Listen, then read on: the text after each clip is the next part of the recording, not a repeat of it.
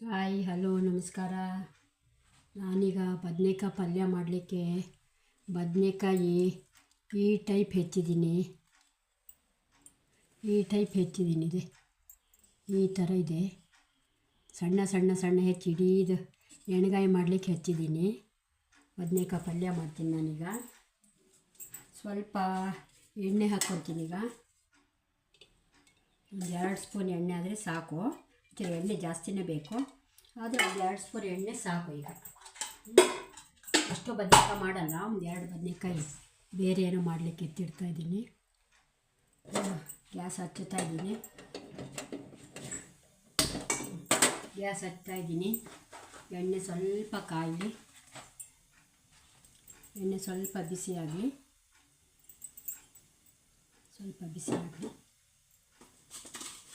ಆಮೇಲೆ ಸ್ವಲ್ಪ ಸಾಸಿವೆ ಹಾಕ್ತೀನಿ, ಸ್ವಲ್ಪ ಜೀರಿಗೆ ಹಾಕ್ತೀನಿ. ಅದೊಂಚೂರು ಕಾಯಲಿ. ಆಮೇಲೆ ಟೊಮೆಟೊ, ಈರುಳ್ಳಿ, ಕರಿಬೇವು, 1-2 ಗಾಂಧಾರಿ ಮೆಣಸು ಹಾಕ್ತಾಯಿದ್ದೀನಿ. ಫಸ್ಟ್ ಈರುಳ್ಳಿ ಹಾಕ್ತಾಯಿದ್ದೀನಿ. ಈಗ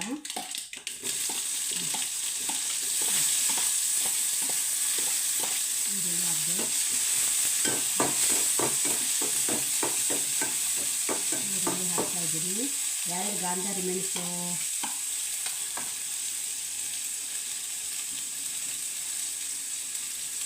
ಕಾಣಿಸ್ತಿದೆಯೋ ಇಲ್ಲೋ ಗೊತ್ತಿಲ್ಲ.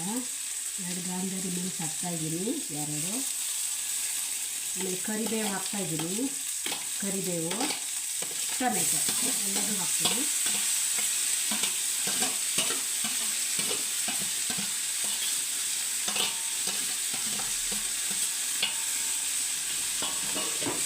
ಹಾಕಿ ಸ್ವಲ್ಪ ಫ್ರೈ ಮಾಡ್ತೀನಿ. ಒಂಚೂರು ಅರಿಶಿನ ಪುಡಿ ಹಾಕ್ಬೇಕು. ಒಂದು ಅರ್ಧ ಸ್ಪೂನ್ ಅರಿಶಿನ ಪುಡಿ ಹಾಕ್ತಾಯಿದ್ದೀನಿ.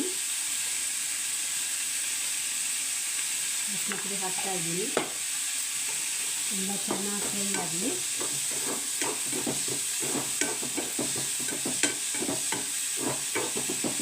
ಫ್ರೈ ಆದಮೇಲೆ ಸ್ವಲ್ಪ ಫ್ರೈ ಆಗಲಿ ಚೆನ್ನಾಗಿ.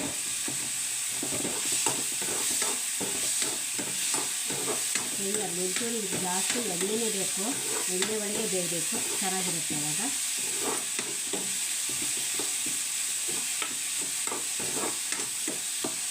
ಟೊಮೆಟೊ ಎಲ್ಲ ಸ್ವಲ್ಪ ಬಾಡಬೇಕು, ಚೆನ್ನಾಗಿರುತ್ತೆ ಅವಾಗ.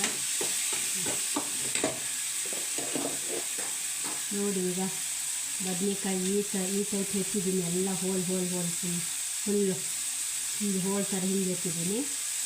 ಬದನೇಕಾಯಿ ಹಾಕ್ತಾಯಿದ್ದೀನಿ, ಇಡೀ ಬದನೇಕಾಯಿ ಹಾಕ್ತಾಯಿದ್ದೀನಿ. ಚೆನ್ನಾಗಿರುತ್ತೆ ಅದು ತಿನ್ನೋಕ್ಕೆ.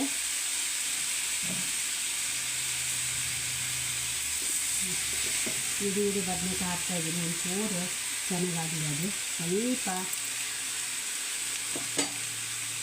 ಬಿಸಿ ಒಳಗೆ ಎಣ್ಣೆ ಒಳಗೆ ಸ್ವಲ್ಪ ಆಗಿದೆ ಬೆಂದಂಗಾಗಲಿ, ಚೆನ್ನಾಗಿರುತ್ತೆ. ಎಣ್ಣೆ ಒಳಗೆ ಸ್ವಲ್ಪ ಫ್ರೈ ಮಾಡ್ಕೋಬೇಕು, ಚೆನ್ನಾಗಿರುತ್ತೆ. ಹೀಗೆ ನಾನು ಇಡೀ ಹಾಕಿ ಮಾಡೋಕ್ಕೆ ನನಗೆ ತುಂಬಾ ಇಷ್ಟ ಆಗುತ್ತೆ, ತಿನ್ನೋಕ್ಕೆ ಚೆನ್ನಾಗಿರುತ್ತೆ.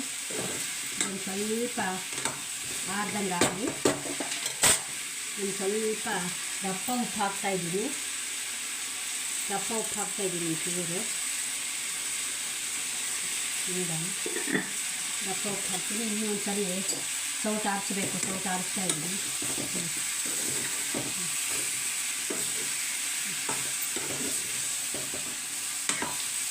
ಒಂದ್ಸರಿ ಚೆನ್ನಾಗಿ ಹಿಂಗೆ ಎಣ್ಣೆ ಅಲ್ಲೇ ಒಗ್ಗರಣೆ ಸಣ್ಣ ಬೆಂಕಿಲ್ಲ, ಅದು ಬೆಂದರೆ ಚೆನ್ನಾಗಿರುತ್ತೆ. ಸ್ವಲ್ಪ ಬೇಯಲಿ, ಒಂದು ಸ್ವಲ್ಪ ನೀರು ಹಾಕೋಣಂತೆ, ಸ್ವಲ್ಪ ಬೇಯಲಿ. ಈಗ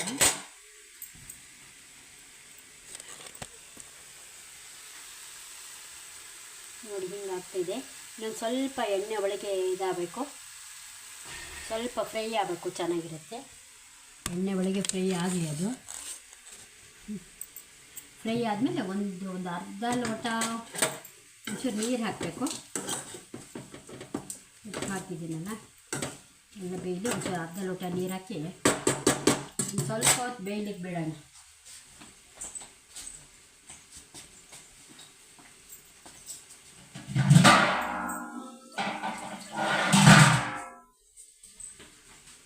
ಒಂದು ಸ್ವಲ್ಪ ರಸ ಆಗಬೇಕಲ್ಲ, ಒಂಚೂರು ಒಂದು ಅರ್ಧ ಲೋಟ ನೀರು ಹಾಕ್ತೀನಿ.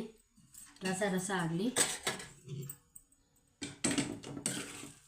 ಒಂದು ಸ್ವಲ್ಪ ಹೊತ್ತು ಬೇಯಿದ್ರೆ ಚೆನ್ನಾಗಿರುತ್ತೆ ಅದು. ಈಗ ಸ್ವಲ್ಪ ಬೆಂಕಿ ಒಂಚೂರು ಜಾಸ್ತಿ ಮಾಡಬೇಕು, ಉರಿ ಒಂಚೂರು ಜಾಸ್ತಿ ಆಗಬೇಕು. ಇದೆರಡು ಮತ್ತೊಂದು ಏನೋ ಮಾಡಲಿಕ್ಕೆ ಉಪಯೋಗಿಸ್ತಾ ಇದ್ದೀನಿ. ಇದೊಂಚೂರು ಚೆನ್ನಾಗಿ ಬೇಯಲಿ. ಒಂದು ತಟ್ಟೆ ಮುಚ್ಚಿದರೆ ಬೇಗ ಬೇಯತ್ತದು. ಒಂಚೂರು ತಟ್ಟೆ ಮುಚ್ಚಿದ್ದೀನಿ. ಈರುಳ್ಳಿ ಹೆಚ್ಚಿ ತಟ್ಟೆನೇ ಇದು, ಈರುಳ್ಳಿ ಟೊಮೆಟೊ ಎಲ್ಲ ಹೆಚ್ಚಿ ತಟ್ಟೆನೇ ಅದು. ಮುಚ್ಚಿದ್ದೀನಿ, ಸ್ವಲ್ಪ ಹೊತ್ತು ಬೇಯಲಿ.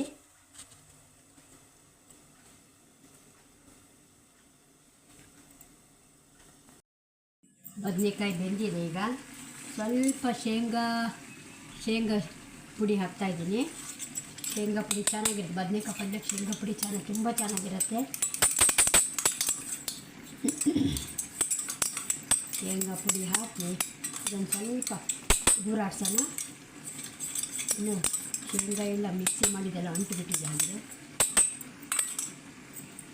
ಗೂರಾಡ್ಸೋಣ, ಸ್ವಲ್ಪ ಗೂರಾಡ್ಸೋಣ.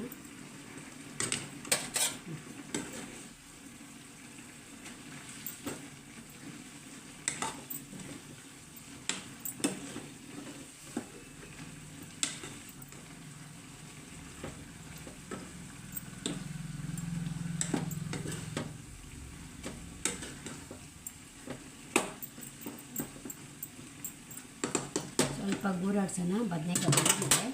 ಒಂದು ಸ್ವಲ್ಪ ಮೆಣಸಿನ ಪುಡಿ,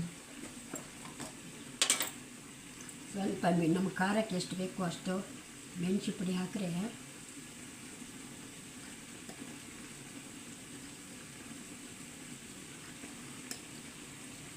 ಮೆಣಸಿನ ಪುಡಿ ಹಾಕಿದ್ದೀನಿ.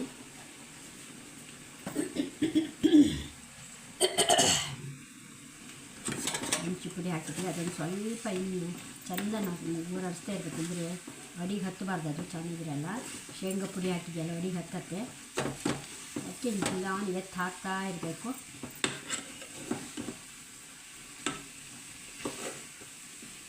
ನಮ್ಗೆ ಈ ಥರ ಪಲ್ಯನೇ ಇಷ್ಟೇ ಚೆನ್ನಾಗಿ. ಬದನೆಕಾಯಿಗೆಲ್ಲ ಅಂಟಿರುತ್ತೆ. ಸ್ವಲ್ಪ ನೀರು ಹಾಕೋಣ. ಒಂಚೂರು ಬೇಯಲಿ ಅದು, ಸೌಟಿಗೂ ಸೇರಿ. ಅದು ತುಂಬ ಗಟ್ಟಿಯಾಗುತ್ತೆ. ಶೇಂಗಾ ಪುಡಿ ಹಾಕಿದ್ದೀಗ ಗಟ್ಟಿ ಆಗುತ್ತೆ.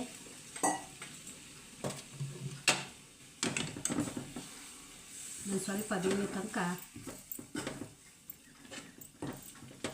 ಸ್ವಲ್ಪ ಬೆಂದಿಗೆ ಸರಿ ಆಗುತ್ತೆ ನೋಡಿ. ಬೆಂದೆಲ್ಲ ಸರಿ ಆಗುತ್ತೆ. ಹೀಗೆ ಕುದೀತಾ ಇರಬೇಕು, ಚೆನ್ನಾಗಿರುತ್ತೆ. ಇನ್ನು ಸ್ವಲ್ಪ ಗಟ್ಟಿ ಆಗೋ ತನಕ ಬಿಟ್ಟರೆ ಪಲ್ಯ ರೆಡಿ ಆಗುತ್ತೆ. ಇನ್ನೊಂದು ಸ್ವಲ್ಪ ಹೊತ್ತು ಬಿಡಬೇಕು. ಪಲ್ಯ ಎಲ್ಲ ರೆಡಿ ಆಯಿತು. ಅದಕ್ಕೊಂದು ಸ್ವಲ್ಪ ಕರಿಬೇವು ಮೇಲೆ ಉದುರಿಸ್ಬೇಕು. ಎಳೆ ಕರಿಬೇವಿದೆ ನಮ್ಮ ಮನೇಲಿ, ಉದುರಿಸಿದರೆ ಪಲ್ಯ ಚೆನ್ನಾಗಿರುತ್ತೆ, ಸ್ಮೆಲ್ ಚೆನ್ನಾಗಿರುತ್ತೆ ಅದರದ್ದು.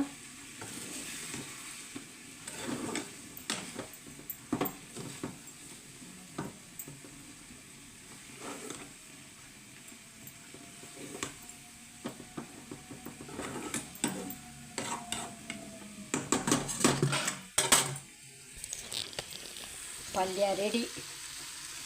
ಬದನೆಕಾಯಿ ಪಲ್ಯ ರೆಡಿ ಆಯಿತು ನೋಡಿ. Thank you.